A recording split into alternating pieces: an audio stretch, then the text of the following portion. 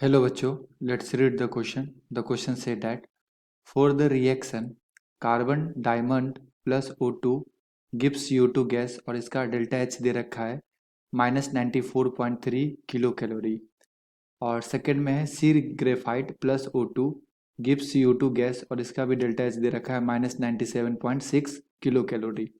The heat required to change 1 gram of carbon diamond to carbon graphite is. तो हमसे पूछा जा रहा है कि 1 ग्राम जब कार्बन डायमंड कार्बन ग्रेफाइट के अंदर जाएगा तो कितना हीट का चेंज होगा, यानी कि कितना हीट का रिक्वायरमेंट होगा. ओके, तो आइए बच्चों सॉल्व करते हैं इस क्वेश्चन को. एंड अगर मैं बात करूँ यहाँ पे की कॉन्सेप्ट की तो बेसिकली ये क्वेश्चन आया बच्चों हीट ऑफ रिएक्शन से.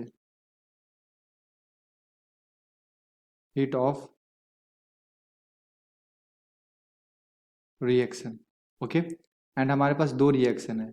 कार्बन डायमंड का कंबसन रिएक्शन है, ये किस में गया CO2 गैस के अंदर. एंड इसका डेल्टा H जो है बच्चों ये दे रखा आपने को -94.3 kilo calorie. Okay, and second equation हमारे पास है C graphite plus O2 gives CO2 gas और इसका डेल्टा H कितना दे रखा बच्चों -97.6 किलो कैलोरी. और हमसे क्या पूछा जा रहा है, हमसे पूछा जा रहा है the heat required to change 1 gram of carbon diamond to carbon graphite. तो सबसे पहले बच्चों आपको ये रिएक्शन बनाना पड़ेगा. ठीक है, तो हमसे पूछा जा रहा है कि कार्बन डायमंड से जब कार्बन ग्रेफाइट जाएगा तो बेसिकली कितना हीट की आवश्यकता होगी. एंड अगर हम 1 ग्राम कार्बन को ग्रेफाइट के अंदर कन्वर्ट करते हैं, ठीक है, तो कितना यहाँ पे हीट का रिक्वायरमेंट होगा. तो बेसिकली क्या करना है बच्चों, ये दोनों रिएक्शन को ना, ये अगर मैं इसको फर्स्ट इक्वेशन बोलूँ और इसको क्या बोलूँ सेकेंड बोलूँ, तो क्या करना मुझे फर्स्ट में से सेकेंड माइनस कर देना है ना. फर्स्ट इक्वेशन में से सेकेंड इक्वेशन को क्या कर दो माइनस कर दो. तो पहला इक्वेशन है सी diamond plus O2 gives CO2 और दूसरा है C graphite plus O2 gives CO2. आप क्या कर दो माइनस कर दो, तो ये माइनस माइनस माइनस. ओके, इससे ये कैंसिल, इससे ये कैंसिल, क्या बन गया सी डायमंड से कहाँ चला गया सी ग्रेफाइट के अंदर गया.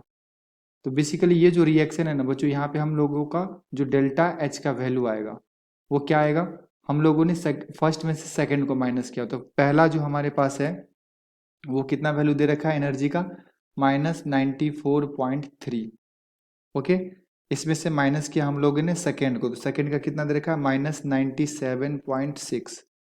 तो ये कितना आ जाएगा -94.3 माइनस माइनस प्लस 97.6. तो ये आ जाएगा बच्चों 3.3 किलो कैलोरी आ गया इस पर्टिकुलर रिएक्शन का. बट यहाँ पे अगर आप देखो तो बच्चों 1 मोल कार्बन डायमंड से 1 मोल कार्बन ग्रेफाइट के अंदर गया और 1 मोल का मतलब कितना होता है बच्चों 12 ग्राम है ना. 1 मोल कार्बन का मतलब कितना होता है 12 ग्राम, जितना उसका मॉलिक्यूलर वेट होता है.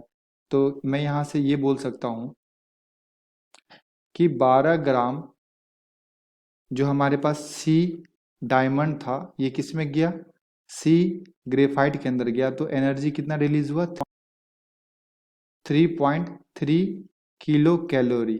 ठीक है, क्योंकि 1 मोल हो रहा है ना, यहाँ से 1 मोल का है तो 1 मोल के अंदर 12 ग्राम, तो 12 ग्राम गया तो इतना हो गया. और हमसे क्या पूछा गया बच्चों 1 ग्राम का, तो 1 ग्राम जब सी डायमंड से सी ग्रेफाइट के अंदर जाएगा तो ये कितना आ जाएगा बच्चों 3.3 डिवाइडेड बाई 12 किलो कैलोरी. ठीक है, किलो कैलोरी. तो यहाँ से जो अपना करेक्ट आंसर आएगा वो क्या आ जाएगा बच्चों, अगर आप डिवाइड करोगे तो ये आ जाएगा 0.275 किलो कैलोरी. ओके, तो जो हमारा आंसर आ गया वो आ गया बच्चों ये. तो सबसे पहले हम लोगों को क्या करना था, फर्स्ट इक्वेशन से सेकेंड इक्वेशन माइनस करना है. ये हमारे पास इक्वेशन बन जाएगा. एंड जो हम लोगों ने किया वो हम डेल्टा H के साथ भी करेंगे ना, पहले इक्वेशन का में से सेकेंड के डेल्टा H को माइनस कर देंगे. तो हमारे पास कितना गया 3.33. अब 12 ग्राम एक मोल है तो एक मोल का मतलब यहाँ पे 12 ग्राम हो गया, तो 12 ग्राम जब जा रहा है तो यहाँ पे 3.33 किलो कैलोरी रिलीज हो रहा है। तो जब 1 ग्राम जाएगा तो कितना होगा, 3.33 डिवाइडेड बाई 12। तो आंसर कितना आ गया बच्चों, 0.275। अब ऑप्शन चेक कर लो। तो अगर आप ऑप्शन चेक करो तो ऑप्शन नंबर डी में बच्चों दे रखा है, यहाँ पे ऑप्शन नंबर डी में दे रखा है कितना, 0.275 kilocalorie. So our appropriate answer is option number D. Okay, I hope you will be understood it well. Best of luck. Thank you.